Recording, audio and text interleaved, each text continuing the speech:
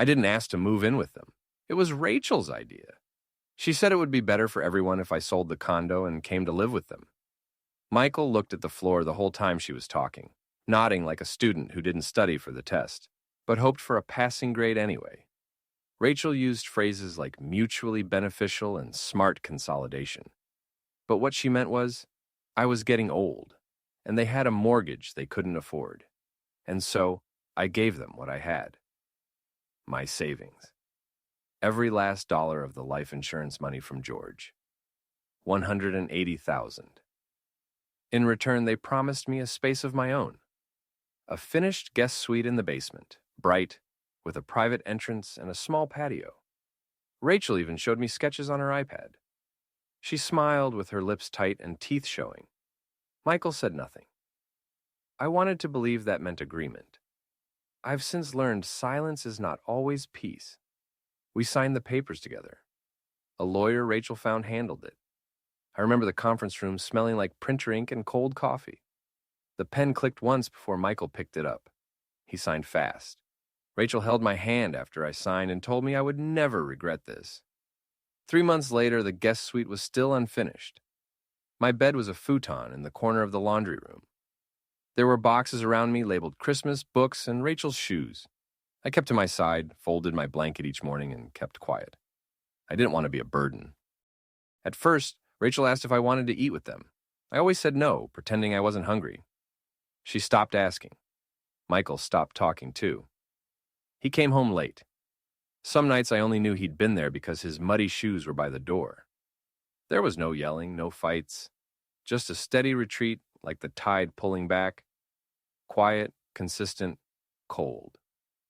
One night, while I folded laundry that wasn't mine, I heard them talking upstairs.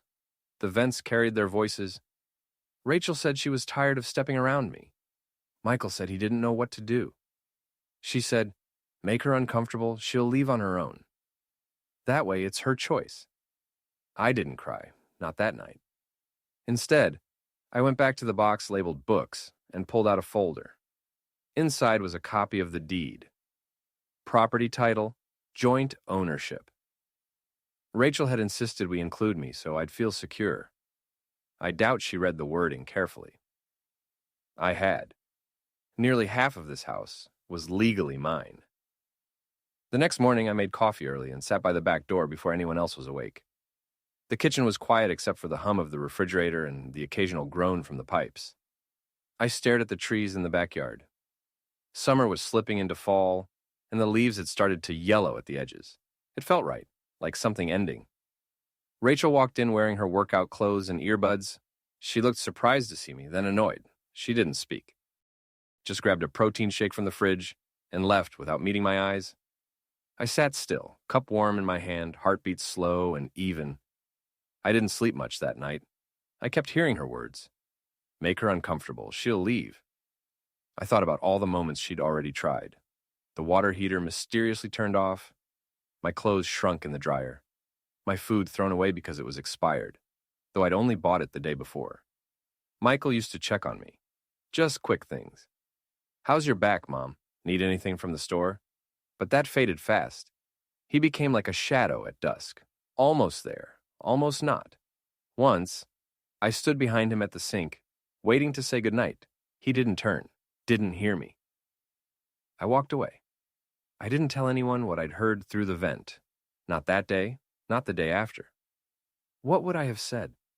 That I was being erased slowly, politely, without a single word? Instead, I started watching them. Not with anger, not with hope, just with quiet attention. Rachel always walked like she had somewhere better to be. Her voice once sweet in company, now sharp and private. She didn't talk to me. She talked over me, around me. Michael kept busy with projects he never finished. One day replacing the faucet, another day moving boxes from one room to another, motion without purpose. I wondered if he knew what he was doing, or if he just couldn't face me. I started making plans, quietly. I made photocopies of the deed. I stored them in different places, in my purse, between the pages of a novel, inside a coat pocket I never wore. I didn't know what I'd do with them, but I knew I had to be ready. The day came faster than I thought. A Thursday. Rachel asked to speak with me after dinner. Michael wasn't there. She sat across from me at the table like it was a business meeting. She said it wasn't working, that she'd thought it would, but it hadn't, that I would be better off somewhere I could have my own space. Her voice was steady, rehearsed, like she'd practiced in the mirror. I nodded, said nothing. She seemed confused, as if she'd expected a fight. I stood up, folded my napkin, and walked back downstairs. That night, I packed slowly. I didn't have much. A few clothes, my books, some pictures of George, and the folder. I didn't cry, not even then. Some goodbyes happened without a sound. The house was still when I left. Early morning, just before dawn. I closed the door behind me without a sound, dragging one suitcase and holding my coat in the crook of my arm. The air smelled like rain, though it hadn't fallen yet. Just the promise of it, hanging in the clouds. I didn't leave a note. What would I have said? Thank you for your generosity, for your silence, for feeding me coldness and expecting gratitude in return? The bus came 10 minutes late. I sat by the window, watching the streets pull away from me one by one. Neighborhoods changed. Trees grew thinner. I felt like I was shrinking too, becoming smaller and smaller in their story. But I wasn't done. I hadn't decided to disappear. I just decided to stop begging for a place. I checked into a motel on the edge of town, the kind where the towels are thin and the light flickers in the bathroom. It didn't matter. The bed was mine. The air was mine. No one expected me to disappear into silence here. No one expected me at all. And that felt like a beginning. From the nightstand drawer, I pulled out the folder. The deed. Still crisp, still legal. My name printed beside Michael's, co-owner. 51% mine. Rachel had wanted me to feel included. She said it would give me peace of mind. I suppose it did, just not the kind she imagined. I spent that day in silence, no calls, no texts. I turned off my phone and walked to a small cafe nearby. Ordered soup and watched people come and go, their lives noisy and unremarkable. No one looked at me. That was a relief. That evening, I turned the phone back on. 4 messages. 1 from Michael, 2 from Rachel. 1 unknown number.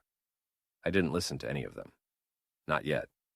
Instead, I walked to the motel desk and asked the clerk if he had a printer. He pointed to a corner near the vending machine. I opened my email and sent the scanned deed to myself. Printed 3 copies, folded them, slid them into a new envelope.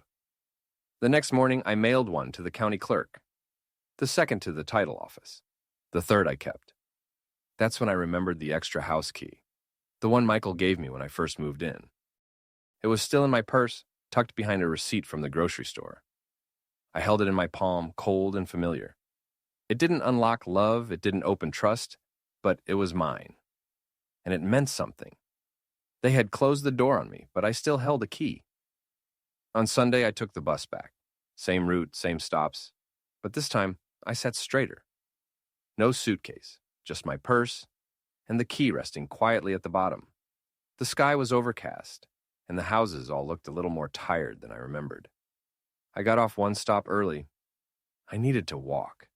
Needed to feel the sidewalk beneath my feet, to hear the gravel crunch. I passed the grocery store where I used to buy bread for the kids.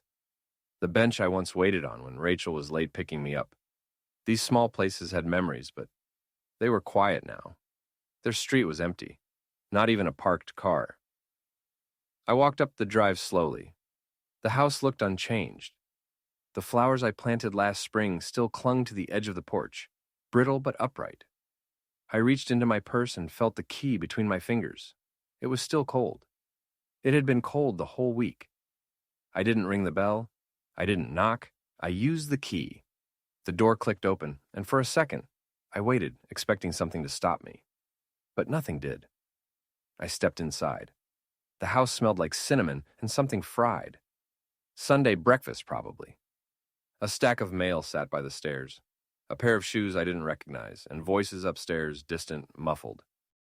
I moved quietly through the hallway. Every picture on the wall still there. Michael's graduation, the wedding, the ultrasound. My photo, the only one of me, was gone. I noticed the empty space where it used to hang, a lighter square where the wall hadn't faded. Downstairs, the laundry room was neater now. The boxes were gone, the futon too. In its place stood an elliptical machine and a yoga mat. I stood there for a long time.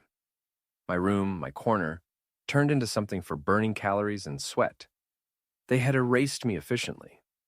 I opened the envelope in my purse and placed a copy of the deed on top of the washing machine. Not hidden, not dramatic, just visible. I walked back upstairs. Still no one had noticed. From the kitchen came the sound of laughter. Rachel, high and clear. Michael, quieter. They were living in a house they thought was solely theirs. But I'd returned, not to stay, not to reclaim the futon or ask for apologies. I had returned because the story was still mine too, and I wasn't finished telling it. I expected silence after I left the deed on the washer. I expected Michael to call or Rachel to send one of her clipped text messages that read like corporate emails. But nothing came that day, or the day after. It wasn't until Wednesday that Michael showed up. He didn't knock right away. I saw his car from the motel window, parked out front with the engine running for several minutes. Maybe he was gathering the courage, or waiting for Rachel to send him the exact words. He always needed her words. When he did knock, it was soft, hesitant. I let him stand there for a while, not out of cruelty, just to see if he would wait. He did. I opened the door and stepped back, letting him enter without a word. He looked around the small room lamps, too dim, curtains too short, the smell of cheap air freshener trying to cover mildew. He didn't sit. He said it had all been a misunderstanding, that Rachel was under stress, that the house had become too tight for 3 adults and 2 kids. He said things without weight, like reading from a page someone else had typed. I didn't interrupt. I let him talk. When he finished, I asked him one question. Why didn't you ask how I felt? He blinked like I'd struck him, looked away, said something about not wanting to upset things, that he thought I was managing fine, that I never said anything. I told him, silence doesn't mean peace. Sometimes it means no one's listening. He said Rachel thought I was manipulating the situation by showing up unannounced, that leaving the deed was an aggressive gesture. I asked if he even remembered who owned the majority of the house. He looked ashamed or tired. I couldn't tell anymore. Then I said it. I told him I wasn't coming back to live with them. I didn't want the guest room. I didn't want their routines or their quiet judgments. But I wasn't giving up my name on the deed. Not yet. He asked what I planned to do. I said I didn't know. Maybe nothing. Maybe sell my share. Maybe move to another state. He asked if I was threatening them. I said no. I was reminding them that I wasn't disposable, that I hadn't vanished. He left without shaking my hand. I stood by the window and watched the car reverse slowly down the lot, headlights glowing dimly through the rain that had finally started to fall. Rain lingered through the night. I listened to it tap against the motel window like a quiet metronome, reminding me that time was passing whether I moved or not. I lay on top of the covers, hands resting over my stomach, eyes on the ceiling, thinking of everything and nothing. By morning, the air had turned cold. The motel heater clanked and groaned when I turned it on. I made coffee from the packet on the counter and drank it slowly, even though it tasted like cardboard. I didn't want comfort. I just wanted movement. Rachel never came. Not to the motel. Not to call. Her silence was sharp, but it wasn't new. I imagined her pacing their kitchen, arms crossed, phone in hand, trying to control what could no longer be contained. Maybe she was hoping it would all go away, that I would go away. But I had gone once already, and it wasn't enough. That afternoon, I went to the county office. The woman behind the desk wore glasses with chain straps and a smile that didn't change, no matter what I said. I handed her the paperwork, asked for the confirmation of ownership transfer, and she clicked through her screen like it was just another form among hundreds. To her, I was paperwork. To me, I was reclaiming space. The process took 23 minutes. I timed it. Afterward, I walked down the block and sat on a bench across from the library. The trees were almost bare now, and a few leaves skittered across the pavement like they were trying to escape the season. I thought about writing a letter, something clear, final, composed. But I had written so many silent letters already folded into glances, swallowed in moments when I could have spoken and didn't. What could a page say now? When I returned to the motel, there was a message at the front desk. A man had come by. Left nothing, just asked if I was still staying. The clerk described him as tall, tired-looking, polite. Michael. I waited to feel something. I didn't. The next morning, I walked to a local bank and opened a new account under my name alone. They asked if I had a cosigner. I smiled and said no. It wasn't about money anymore. It was about the fact that I still had a name, and I still had choices. Even when someone has tried to write you out of the story, you can still pick up the pen. I didn't listen to his voicemail. It had been sitting in my inbox for 2 days, the icon glowing red like an unopened wound. I would glance at the phone sometimes as if the words inside could press through the screen without my permission. But I never pressed play. Some things are better left unheard. Words spoken too late tend to rot before they reach you. Instead, I spent the morning in a laundromat that smelled like soap and coins.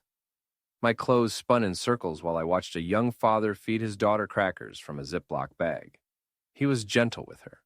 Not perfect, but trying. That's all I ever wanted from Michael. Not perfection. Just the trying. He wasn't cruel to me. Not directly. That's what made it worse. Cruelty is visible, measurable. You can point to it and say, there, that was the moment. But what he gave me was absence, a gradual dimming, the way someone stops watering a plant and then says it died on its own. I went to the library next, sat by the window with a book I didn't read. I held it open to the same page for an hour. Words don't mean much when your mind keeps dragging you backward. I thought about the day George died. How quiet the hospital room became after the beeping stopped. How Michael stood beside me, awkward, not knowing where to put his hands. He said we'd be okay. I remember that now. He said we. Maybe he meant it back then. Maybe he believed it. But time changes people, or reveals them. Back at the motel, I sat at the small desk and wrote a list. Not of grievances, not of things taken, just a list of things I still had. My name, a legal share of the house, a bank account, a key, my voice. I underlined the last one twice. I hadn't used it much lately. I'd let Rachel speak over me, let Michael pretend not to hear. I'd let the walls talk louder than I did. But silence is not the same as acceptance. And now, I was done being silent. Not out of spite, but because I remembered who I was, before I let them forget. It was Rachel who finally reached out, not by phone, not with an apology, just a brief email with no greeting. The subject line read, "Clarification needed." Inside, a single sentence. "Do you intend to pursue a legal claim? No warmth, no fear, just calculation." She called me Linda. Not Mom, not even Helen. Just Linda.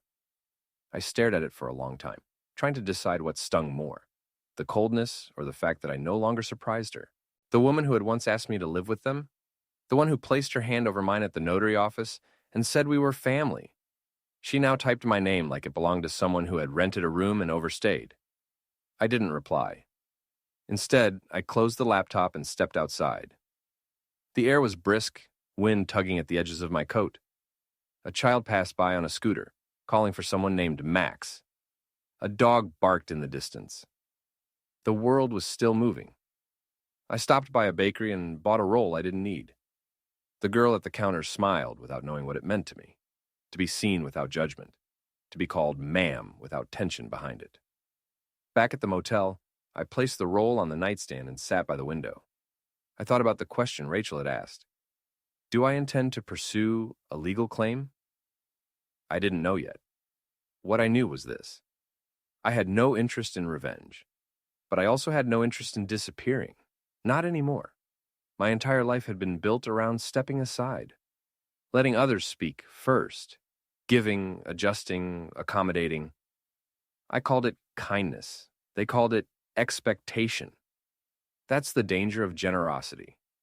If you offer it too quietly, people start to believe they're entitled to it. Later that night, I opened a fresh page in my notebook. I wrote down one word: boundaries. I underlined it. For years, I thought being a good mother meant staying close, staying available, staying soft. But sometimes, love means stepping away, not to punish, but to protect the part of yourself they keep trying to erase. Rachel wanted clarification. I would give it when I was ready, and not before. It was just after noon when I heard the knock. Not timid like Michael's, not the kind that asked for permission. This one was firm, clear, a sound that said, "I know you're here, and I won't wait long." I opened the door slowly. Rachel stood there, perfectly ironed coat, hair pinned back like always, a tablet clutched under her arm like a shield. She didn't smile. She didn't greet me. Just looked past me into the motel room, as if checking for clutter or weakness. I said nothing, just stepped aside. She didn't sit. She remained by the door, scanning the space, her fingers twitching like she wanted to wipe down a surface. She asked if I planned to go public, her voice calm but tight. I didn't answer. She said that what happened was never personal, that the basement was only temporary, that I had misunderstood the situation. I watched her speak, and it was like listening to static, a stream of noise dressed up as concern. She said they'd been under stress, that the kids needed space, that Michael was caught in the middle, that she never wanted me to feel unwanted. I let her talk. It didn't matter. None of it reached me anymore. When she ran out of words, she stared at me, expecting something, an opening, a softening, maybe even a plea. But I had nothing left to offer her. I told her the truth, that I wasn't afraid of court, that I didn't want their pity, that I wouldn't sell my share of the house, not yet, maybe not ever, that I wanted them to remember, every time they stepped through that front door, that it wasn't entirely theirs. That memory has a weight when it's tied to paper and ink. Rachel didn't flinch, but something in her eyes shifted, like she finally realized I wasn't folding this time. She asked if I was trying to punish them. I said no, I was simply done disappearing. She left without another word. No threats, no apologies. Just silence. And somehow that silence felt like the beginning of something new. I didn't hear from either of them for weeks after that. No calls, no emails, not even a knock at the motel door. And in that silence, I found something I hadn't expected. Peace. Not the soft, glowing kind you read about in magazines.